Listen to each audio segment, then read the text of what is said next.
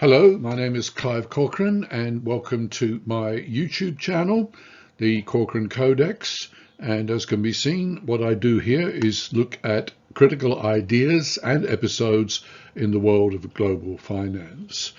And in this screencast, I want to deal with a rather critical idea or metric in the world of finance, especially relating, say, to investment in equities, allocation of capital across different equities, and even the risk management of an equity portfolio. So what I'm going to look at is to do with beta or beta, however you want to pronounce that. And let's begin by looking at some values for beta for some large cap equities. Actually, they are US companies. And as you can see here, for example, I start with Apple, which has a beta value of 1.27. Microsoft has a beta of more or less 1.99, and JP Morgan 1.07. Let's say we take this particularly very high beta value here for this company Strategy, or what used to be called MicroStrategy, a beta value of 3.8. If you're not familiar with this company is basically really a bet on the price of Bitcoin, since the owner of this company, or the CEO of this company, has a massive holding of Bitcoin and continues to invest in it. Let's say we take, for example, Tesla, which we're going to look at in more detail in a moment.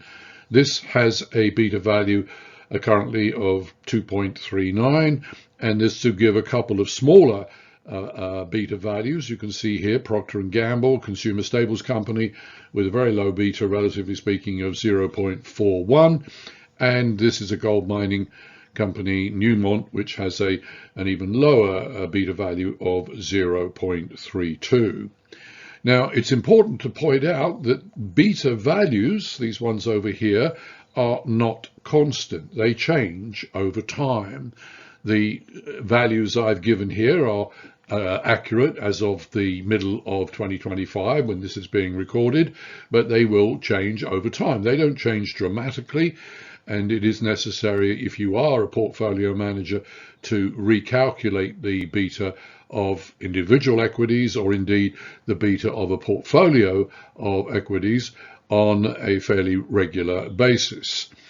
And what actually is beta? Well, it is based on the relative performance, in this case, say, of Apple, against a benchmark index. And in the United States, that would be the Standard & Poor's 500. If you were a UK analyst looking to calculate, say, the beta for a UK-based company, such maybe as Rolls-Royce or GlaxoSmithKline, AstraZeneca, then you would compare the performance of those individual company shares against, let's say, the FTSE 100 index.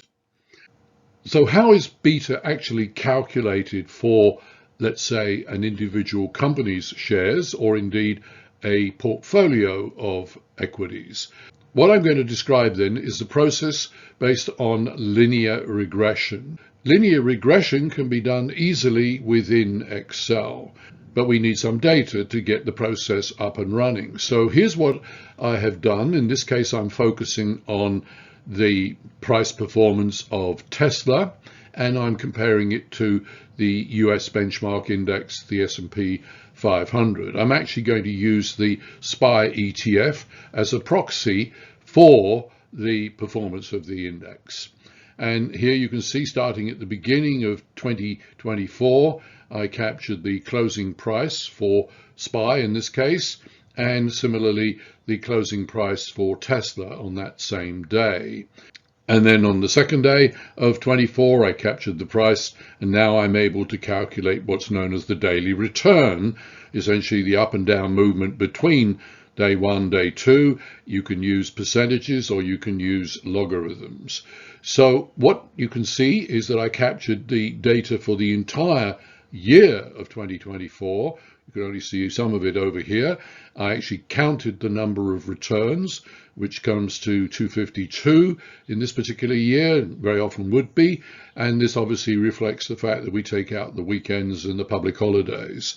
Now, once we have this set of data, we can also use Excel to create what's known as a scatter plot or scatter diagram. And this diagram, what it shows is all these blue spots correspond to essentially the performance of both the index, which is tracked against the horizontal axis, and in this case Tesla, which is tracked on a coordinate basis on the vertical axis. So there are 252 blue spots on this diagram, as can be seen. And then what Excel does is it creates what's known as the linear regression, or the line of best fit, as it's sometimes known. And this line here, this red diagonal, is the line which minimizes essentially the distance between each of these points and the actual line itself. And what we can then ask Excel to do is display for us the equation of this red diagonal line. And there we can see that the equation tells us that in this case y is equal to 2.4x, and there is this very minor constant value over here, which essentially is what's known as the y-intercept value, which is the value on the y-axis where x equals 0. In this case, it's very close to 0, so I'm not going to concern us with that, although I will mention what that value is. So 2.4 is essentially the slope or the gradient of this red diagonal. It also turns out to be the beta value for Tesla in this case.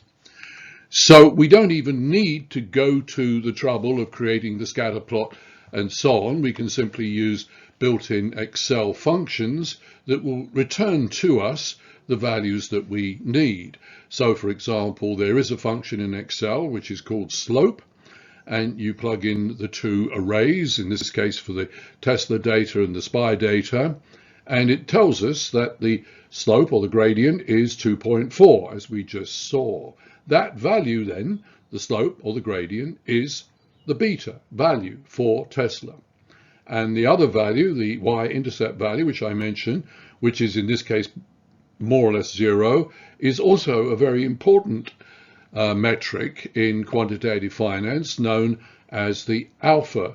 And that is used by fund managers and portfolio managers, for example, to compare different equities and their portfolios, where the idea is that a relatively high alpha represents an attractive portfolio, or in this case maybe an attractive return that you could obtain from Tesla. Well, in this case it's basically 0, so there's really nothing much to differentiate.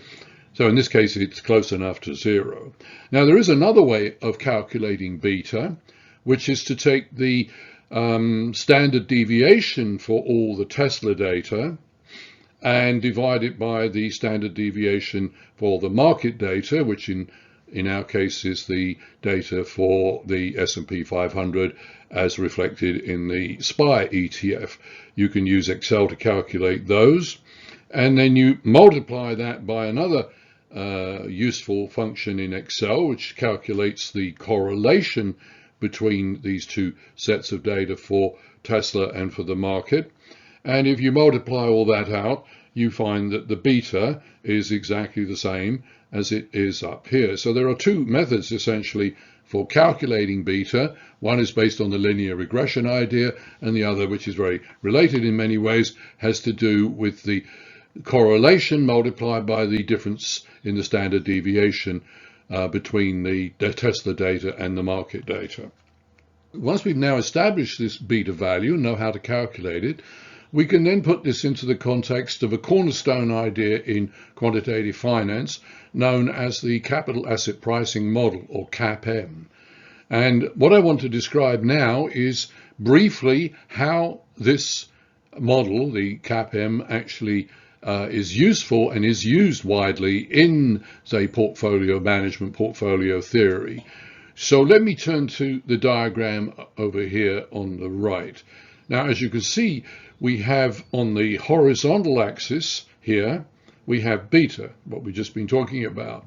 On the vertical axis, we have the annualized return for, in fact, two specific items. This one here, which I have set at roughly 2.5%, is what I'm going to assume for this discussion as being the risk-free rate.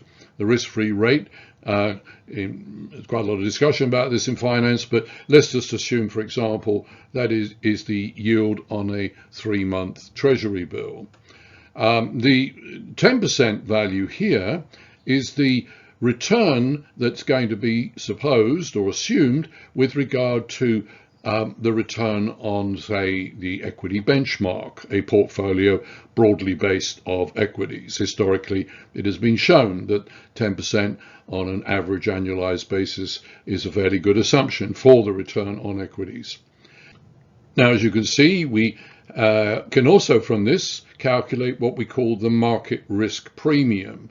Essentially, it's the difference between what would be expected on an average basis to be earned from equities, and you subtract from that the expected return on, say, the risk-free rate. Now, the risk-free rate in recent years has actually been more or less zero. So in a way, one could simply bring this down to zero, but I'm going to leave it at 2.5% for our discussion purposes.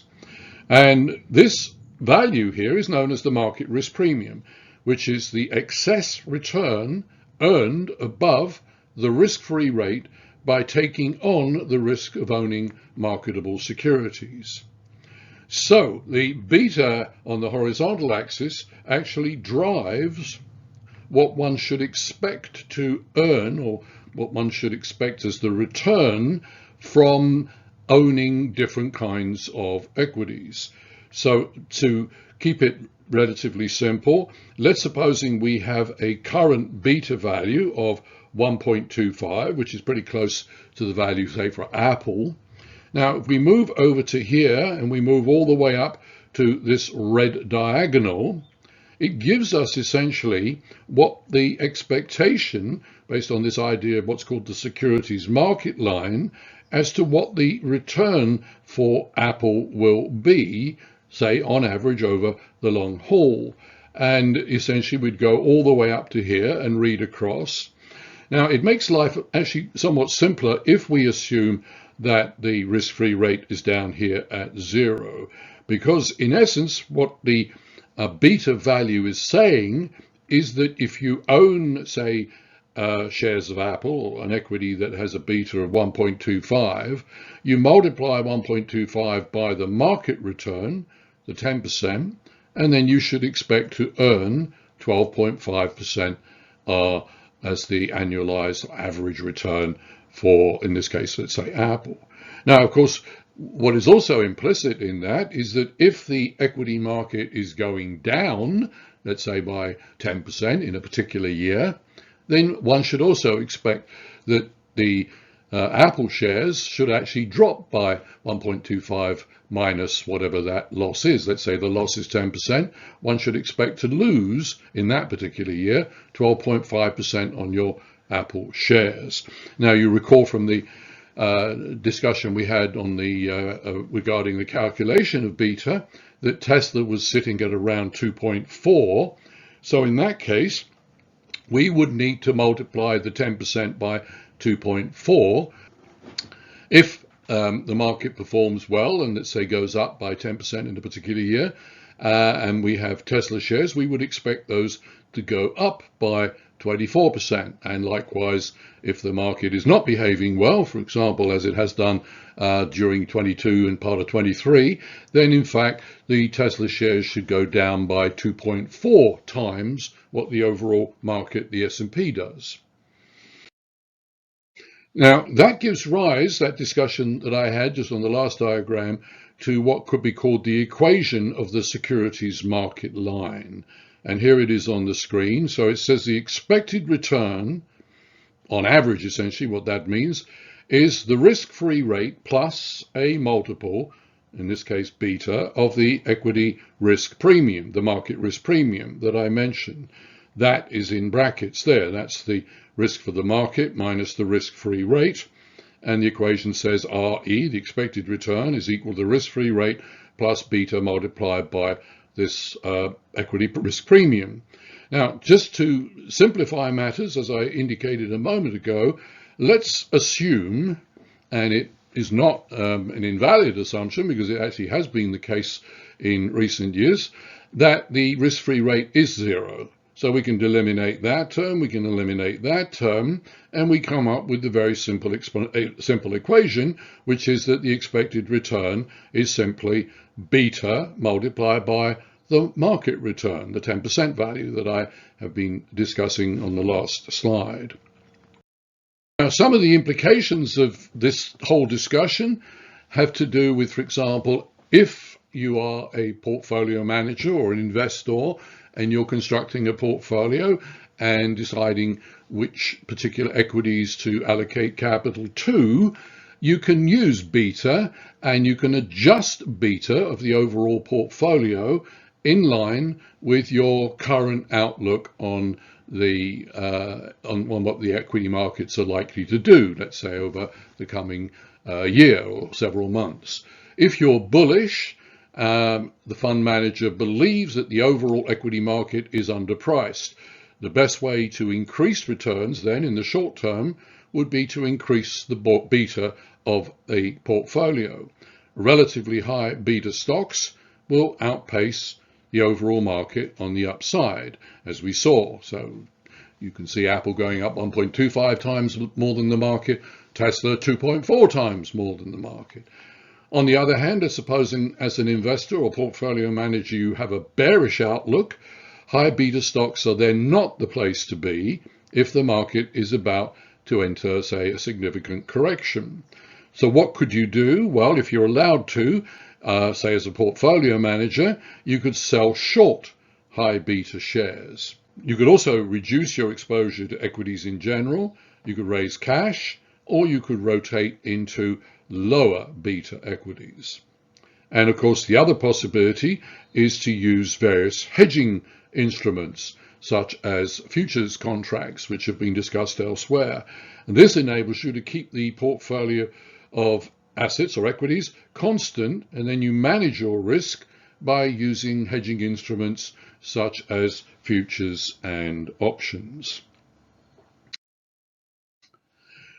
So I hope you found that discussion and calculation of beta and its various implications. Hope you found that useful, and I hope that you will decide to subscribe to my channel, the Corcoran Codex, and I hope that you will revisit from time to time because I'm adding new ideas along the same lines on an ongoing basis to my channel. Thank you for watching.